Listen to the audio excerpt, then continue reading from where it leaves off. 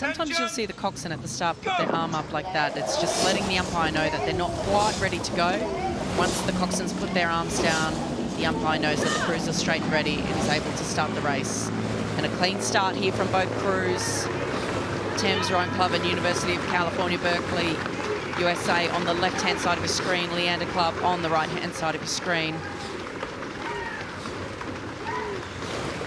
We're riding here with Thames Un Club and University of California, Berkeley.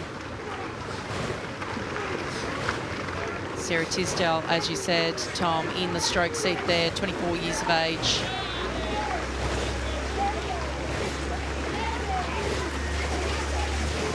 But it is Leander Club that's moved out here to an early race lead. They're about 4 seats up at this very early stage of the race. What a start from Leander to really take this race by the scruff of the neck. Yeah, and if I just watch the two crews, obviously Leander in the foreground here, they look slightly slicker, has to be said. I think you said it, Sarah, quite nicely, actually. They're hometown favourites, which means they know this course exceptionally well. They'll know how to row this water in any condition that sort of presents itself. And at the moment, it's paying dividends because they are slowly moving away from the composite on the far side. And if they can continue this acceleration and this momentum, they'll have this race wrapped up pretty early on, because it doesn't look like Thames and the University of California, Berkeley have any answers for the speed of Leander Club.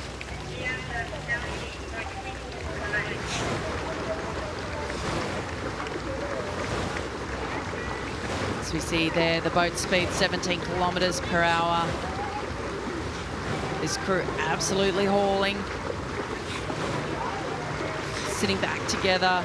But I think what's really interesting, Tom, what you said about understanding the water. I had a chat to the Australian men's 8 coxswain this morning, Kendall Brodie, who's rowed here, or coxed here, I should say, many times, the Sydney Rowing Club and also for the national team.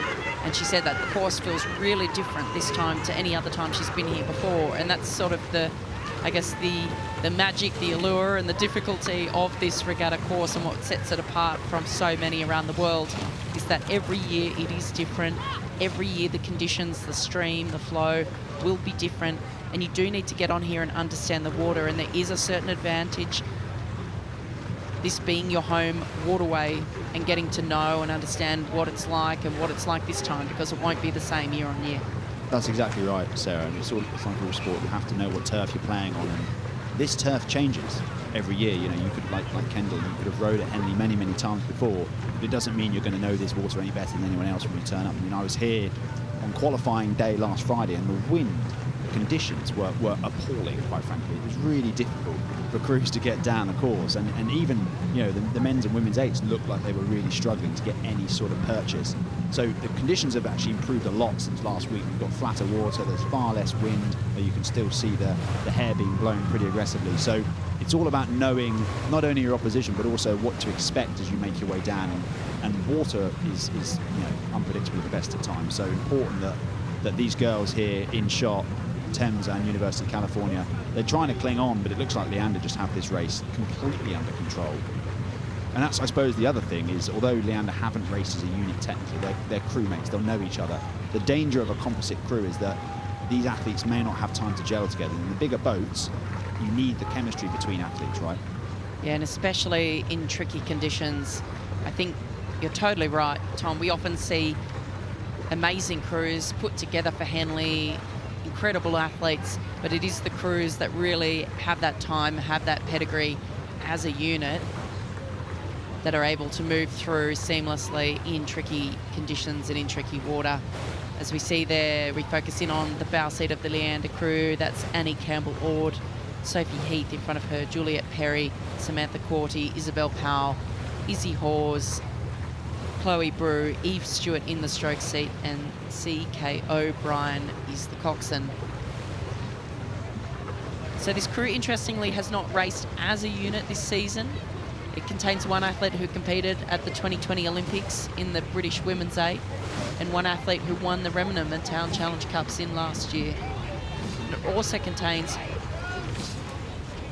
4 athletes who are part of the British Development Women's 8 crew, which competed and won at the Windermere Cup this season. So it is a little bit of a throw together, but all of these athletes from this club here on this stretch of the Thames Leander Club, of course, in some of the shots that you'll see if you're not familiar with Henley, if you're not familiar with this piece of water, Leander Club, not far past the boating tents and the pontoons here, so very much the home stretch of water for Leander Club.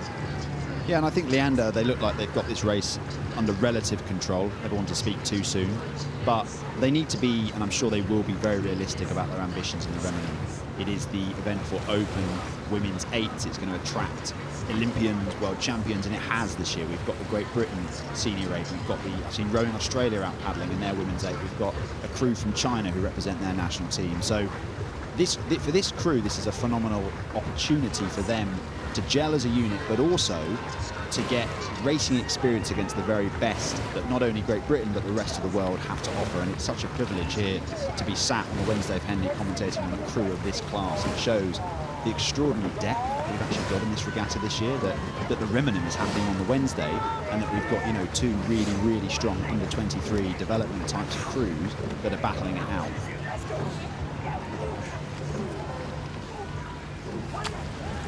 Yeah, Leander looking really strong and relaxed at this point.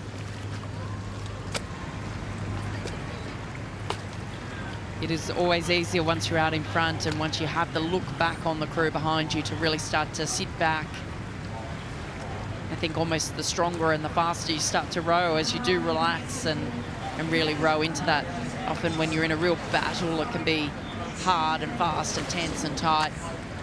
So we're really seeing some lovely rowing here from the club, from Leander.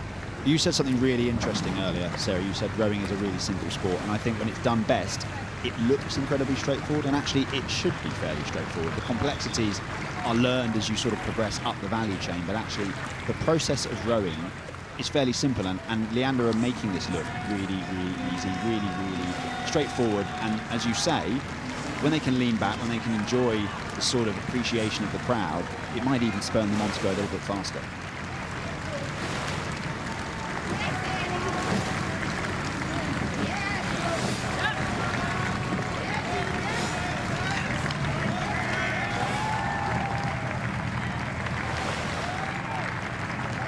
So a strong row here from Leander Club, looking commanding in this round, but the Remenham Challenge Cup is only going to step up in intensity through the week. We're going to see some absolute top-class international crews coming into this event, but for now, Leander Club are through, defeating Thames Rowing Club and the University of California, Berkeley, USA in the Remenham Challenge Cup.